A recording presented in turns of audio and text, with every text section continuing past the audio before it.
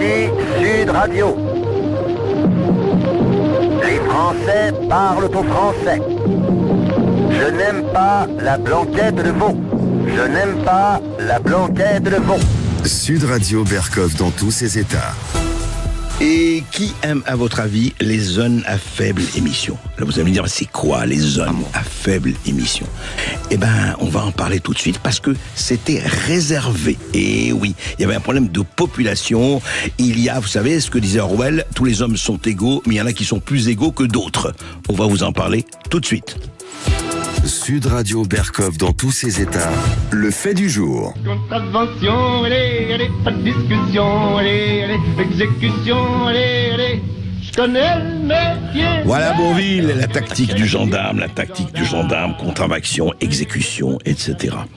Eh bien, qu'est-ce qui se passe en ce moment? Eh bien, il y a eu quelque chose qui s'est passé hier à l'Assemblée nationale, à la commission, effectivement, là on va en parler, la commission de l'Assemblée nationale. Eh bien, il y a eu une proposition de loi présentée en commission, simplification de la vie économique par les députés du Rassemblement national et des Républicains, eh bien, visant à abroger ces zones à faible émission. On en parle tout de suite. Bonjour Pierre Meurin. Bonjour Monsieur Berkov, merci pour votre invitation. Vous êtes député Rassemblement national du Gard. Et c'est intéressant de parler de ce qui s'est passé. Et vous, ça fait quand même 4 ans, à peu près, que vous vous occupez, notamment avec certains de vos collègues, mais vous avez pris ça par Et un jour, j'avoue qu'on ne connaissait pas vraiment cela, nous on n'avait pas suivi ça, on peut pas malheureusement tout suivre, mais un ami écrivain, qui est Alexandre Jardin, est venu rappeler au bon souvenir, mais il faut le dire, la bataille avait commencé bien avant, et on l'a reçu en janvier dernier, Alexandre Jardin, et voici juste un petit extrait de ce qu'il nous a dit à ce moment-là. Je fais un tweet où, pour la première fois, je parle de gueux. C'est-à-dire que le pays est en train de se scinder entre les citoyens riches, convenables, de centre-ville, et puis les gueux à qui on veut interdire les villes. Voilà, les gueux à qui on veut interdire les villes. Mais alors maintenant, on va essayer de comprendre. Pierre Meurin, ces zones à faible émission, ça veut dire quoi? Ça a été fait dans quelle intention?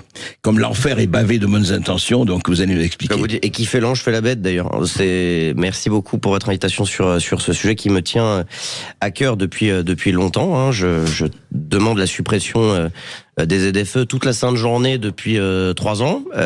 Donc hier, en effet, on a obtenu une grande victoire. D'ailleurs, je m'attendais même pas à cette ampleur pour cette victoire en commission spéciale, comme vous l'avez rappelé. Alors c'est quoi les ZFE? Les ZFE, c'est quoi? C'est simple. Alors ça procède de 2 lois, la loi d'orientation des mobilités qui date de 2019 et la loi climat et résilience de 2021, qui fait qu'on est passé d'abord de 12 ZFE au 1er janvier 2023 et 42 ZFE au 1er janvier 2025 avec les verbalisations au 1er janvier 2026. C'est-à-dire que vous allez prendre des prunes de 68 € juste pour exercer votre élémentaire liberté de circulation. Les ZFE, le principe c'est quoi? C'est que vous avez un véhicule qui est supposé trop polluer, donc un véhicule, et en gros l'indicateur de pollution, qui est à mon avis de la paresse intellectuelle, en gros ils ont décidé que l'ancienneté et la motorisation des véhicules conditionnaient la pollution, ce qui est d'ailleurs parfaitement faux, on pourra en parler longuement. Voilà, donc au 1er janvier 2025, vous avez quelques métropoles qui interdisent jusqu'au véhicule critère 3. Et ça peut se généraliser en 2026. C'est-à-dire que ça veut dire qu'ils n'ont pas le droit de rentrer dans la métropole. 13 millions de véhicules en 2026 sont concernés par une interdiction d'entrée dans les villes et du coup sont sous le coup d'une amende de 68 véhicules. Absolument, à peu près un tiers du parc automobile actuel. Bien. En fait, c'est quoi le sujet qui, en tout cas pour le coup, ça me tient à cœur, c'est qu'en réalité, les Français les plus modestes ont été repoussés des centres-villes, parce que l'immobilier est très cher, et donc ils se sont décentrés vers le périurbain, et maintenant vers les zones rurales. Ouais.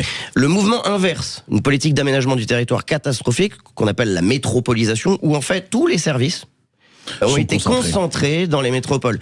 Les bassins d'emploi, les commerces de proximité, les services de santé, les hôpitaux, les services publics, etc. Et on va dire en fait aux Français des zones rurales, à qui qu'on a viré des villes déjà, à qui on a tout piqué, en termes de services, qui n'ont plus le droit de rentrer dans les villes pour accéder à ces services qui sont quand même de première nécessité. Bah, c'est un scandale. Et moi, je qualifie ça de mesure de séparatisme territorial et social. Ça abîme fortement le contrat social. Pourquoi ? Parce que vous pouvez pas dire aux pauvres qu'ils n'ont pas le droit de s'approcher des riches. Sous prétexte qu'ils ont une bagnole qui pollue. Ça en fait des citoyens de seconde zone. Mais exactement, ça fait mais même des sous-citoyens. Ouais. Donc on a inventé l'idée que vous avez les Français les plus modestes qui devenaient des sous-citoyens. Alors au nom de la pollution de l'air. De protéger la planète. Oui, ouais, tout ça part d'une étude de Santé publique France qui date de 2016, qui estime, en gros c'est des études de modélisation, selon laquelle il y aurait entre 40 et 100 000 morts de la pollution de l'air par an. Appréciez d'ailleurs le sérieux de la fourchette, entre 40 et 100 000 morts, pourquoi pas entre 0 et 4 millions, j'en sais rien. Ce sont des estimations. Or, la qualité de l'air s'est améliorée naturellement dans nos villes sans ZFE. Vous avez une baisse de 60% de la pollution aux particules fines depuis 20 ans, et une baisse de 30% de la pollution au monoxyde d'azote depuis 20 ans. Donc tout ça est complètement décorrélé des ZFE parce qu'elles n'existaient pas. Donc en fait, l'amélioration de la qualité de l'air est du fait du renouvellement naturel du parc automobile et des améliorations technologiques de nos voitures. L'invention des vannes EGR, des filtres par rapport à un certain nombre absolument. Bah oui, on a inventé les filtres à particules, les AdBlue, etc. Donc faut foutre la paix aux gens en fait, si vous voulez, et laisser la qualité de l'air s'améliorer naturellement grâce au progrès technologique. Il faut foutre la paix aux gens, c'est pas politique ça, monsieur le député. Faut arrêter de nous pomper l'air. J'ai lancé, pour rigoler, mais j'ai lancé une vignette critères libres, moi si vous voulez. D'accord. J'ai fait quelques happenings sur ce sujet, et le slogan du combat, c'est arrêter de nous pomper l'air. C'est un petit jeu de mots par rapport au sujet des ZFE. Déjà, Pompidou disait arrêtez d'emmerder les Français. Hein. C'est pour éviter d'être trop grossier. Donc arrêtez de nous pomper l'air, ça va bien. D'accord. Et alors, voilà, ça s'est passé, ça a été voté, donc ces deux lois. Et alors, comment vous avez réussi, enfin, comment il se fait que ça s'est décanté maintenant il y a 2 ans et demi, quand je défendais la suppression des ZFE, j'étais un assassin. Hein, vous voyez, ça demandait du courage.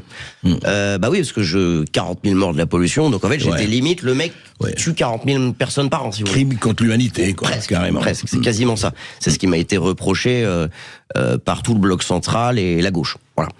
Aujourd'hui, le courage, c'est un peu inversé, c'est-à-dire qu'il faut être courageux pour l'inverse. C'est-à-dire qu'il faut être courageux pour défendre les ZFE aujourd'hui. Parce que tout le monde a compris que les ZFE étaient un scandale. Et pour vous faire une confidence, j'essayais depuis le mois de janvier, parce que l'actualité du mois de janvier, c'était la naissance de ces 30 nouvelles ZFE. Ouais. C'est ce qui a d'ailleurs réveillé Alexandre Jardin. Ces 30 nouvelles. Donc, j'ai tenté d'aller sur des plateaux justement pour me battre contre les ZFE. Mais on me disait, monsieur le député, il y a un problème, c'est que j'ai pas de contradicteur en face. Personne ne veut venir contre vous défendre les ZFE. Voilà. Non pas parce que je suis bon, mais parce que ils étaient mal à l'aise pour défendre eux-mêmes ce en quoi ils ne croyaient pas. Et donc hier, ce qui s'est passé, c'est qu'en fait, et d'ailleurs je voudrais saluer tous les collègues, je voudrais saluer le président de la commission, Yann Boucard, qui était sur votre antenne ce matin, puisque c'était un amendement commun avec le président de la commission. On en avait même parlé avant, pour être honnête. Christophe Négène, le rapporteur, et les collègues qui se sont rendus à la raison. La majorité a été très large. Mais l'amendement adopté, c'est le dispositif exact de ma proposition de loi de suppression des ZFE. Donc, autrement dit, c'est la première fois. La suppression des ZFE. Et c'est la première fois. Avec fierté, je vous dis, je pense que j'en suis sûr même, c'est la première fois qu'une proposition de loi du Rassemblement national est adoptée in extenso. Voilà. Bah, vous voyez que tout arrive, hein. Faut pas être découragé. Et quand on se bat, on obtient les trucs. Je voudrais dire, Pierre Morin, c'est intéressant parce que ces amendements donc ont été fusionnés, adoptés par 26 voix pour, 11 voix contre et 9 abstentions, c'est bien ça. Donc 14 du RN sur les 26, donc c'est plus de la moitié du contingent. Alors, députés des groupes, alors il y a eu LR, RN, UDR, Lyot et Horizon, et à gauche, les députés PS, LFI, écologistes ont voté contre ou se sont abstenus. La discussion a duré une bonne heure en commission hier, c'était passionnant. Mais je pense que j'ai aussi un peu appuyé là où ça fait mal, notamment à gauche, parce que j'en ai appelé à leur fibre sociale. Et donc j'avoue que j'ai pris la parole de façon un peu passionnée sur ce sujet. Qui devraient défendre le peuple des 14 millions d'automobilistes. C'est précisément ce que je leur ai dit. Et je pense qu'en fait, au début, ils voulaient voter contre notre amendement. Et finalement, je pense qu'ils ont eu peur et ils se sont abstenus. Ce qui nous a permis de gagner assez largement. Et je pense aussi avoir convaincu une partie de mes collègues du bloc central CF les conversations que j'ai pu avoir avec eux depuis Donc, 2 jours c'est une très en bonne mars. chose que ça a été adopté. Mais alors attention, je précise, maintenant vous allez me dire, parce que faut quand même rappeler que cette adoption a eu lieu en commission. C'est pas donc non en séance plénière. Et corrigez-moi si je me trompe, la véritable décision sera prise lors d'une séance publique le 8 avril. Absolument, dans 2 et semaines. dépendra aussi de l'avis du gouvernement sur ces amendements. Non, ça dépendra pas nécessairement de l'avis du gouvernement, parce que hier, justement, le gouvernement avait donné un avis, rapporteur et gouvernement avaient donné un avis défavorable à cet amendement. Il est passé quand même, hein. D'accord. Donc, non, c'est pas et ça. à votre avis, mais en effet, le 8 avril, l'avantage de cette victoire en commission, c'est que celui qui veut rétablir les ZFE va devoir faire un amendement pour assumer de vouloir rétablir les ZFE. Je lui souhaite bien du courage.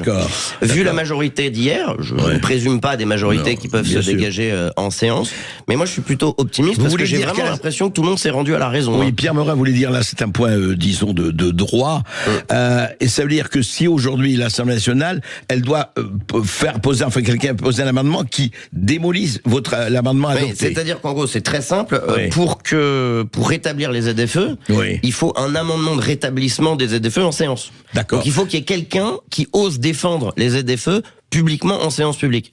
Et que la majorité adopte cet amendement. Après, la majorité adopte cet amendement. Mais considérant la majorité d'hier, je suis quand même clairement optimiste, si vous voulez. Et j'appelle d'ailleurs les collègues à garder le cap. Il y a une chose très intéressante là-dedans, c'est parce que c'est la vitesse avec laquelle ça s'est passé. Quand je dis la vitesse, vous allez me dire, ça fait 3-4 ans, mais enfin, oui, c'est vrai que à partir du moment où il y a une campagne. Non, mais c'est très intéressant. À partir du moment où il y a une campagne, et effectivement, que ce soit Alexandre Jardin ou d'autres, ça fait, les gens réagissent à ça.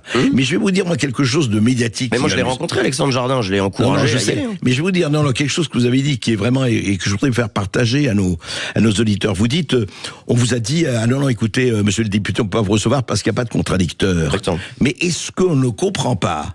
Moi, je l'ai dit parce que souvent on me dit, mais vous recevez par exemple Pierre Morin et vous ne portez pas la contradiction. Mais c'est pas ça le journalisme. Le journalisme, c'est de faire parler les gens et d'adopter quelqu'un d'autre qui vient à gauche, qui dit ce qu'il a à dire. Vous savez, on me disait ça quand il y avait pour le Covid. On disait, mais vous répondez pas à Raoult. Je dis, mais je suis pas épidémiologue, je suis pas médecin. Non, mais je veux dire, arrêtez cette imbécilité. Absolument. Enfin, pour revenir à ça, donc pour vous, c'est adopté. En plus, vous êtes bon client parce que je suis déjà venu parler des ZFE chez Monsieur Rouget au mois de janvier, donc j'ai votre oreille, j'en suis ravi d'ailleurs. Non, mais est-ce que, à votre avis, donc c'est pratiquement fait? Alors attention, il reste quand même quelques obstacles à passer. Je suis optimiste pour la séance publique dans 15 jours. Attention, derrière, il y a 2 autres étapes. La commission mixte paritaire, puisque le texte a été modifié entre l'Assemblée nationale et le Sénat, enfin entre le Sénat et l'Assemblée nationale dans l'ordre chronologique. Donc il y a la commission mixte paritaire. Je pense que ça devrait le faire aussi. Mais après, vous avez le Conseil constitutionnel.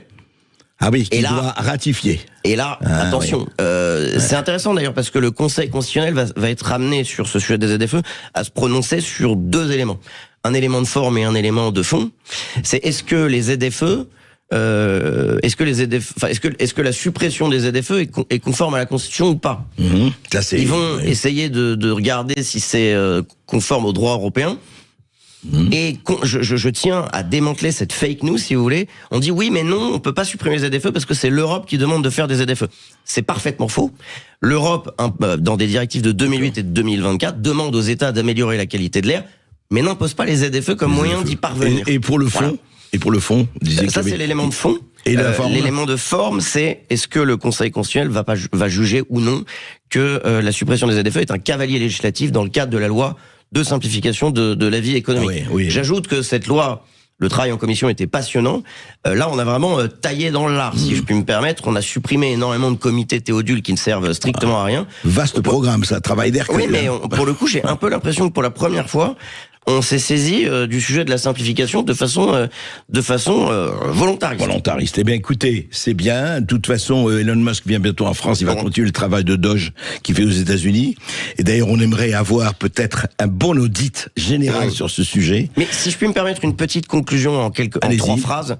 Les ZFE, enfin, je travaille là-dessus depuis longtemps, mais vous pouvez pas dire aux Français les plus modestes qu'ils n'ont plus le droit de prendre leur bagnole pour aller se soigner, pour aller au boulot, pour emmener leurs enfants à l'école, pour aller consommer et pour aller voir les services publics. C'est une folie sociale, une démence sociale. Donc si vous voulez, en effet, ce sujet me tient à cœur depuis longtemps, et il nous tient à cœur au Rassemblement national, puisque Marine Le Pen s'est prononcée contre les ZFE dès la campagne présidentielle de 2022. C'est pas un sujet de droite et de gauche, c'est un sujet d'humanité bas de base. Oui, et qu'est-ce que ça veut dire de condamner des millions d'automobilistes à ne pas pouvoir rentrer pour les moindres des choses? Pour la première fois, pour la première fois, je me sens vraiment, peut-être pas pour la première fois, mais là, je me suis senti vraiment utile. C'est-à-dire que j'ai des collègues qui ont eu l'honnêteté intellectuelle, si vous voulez, de reconnaître que les ZFE fallait arrêter.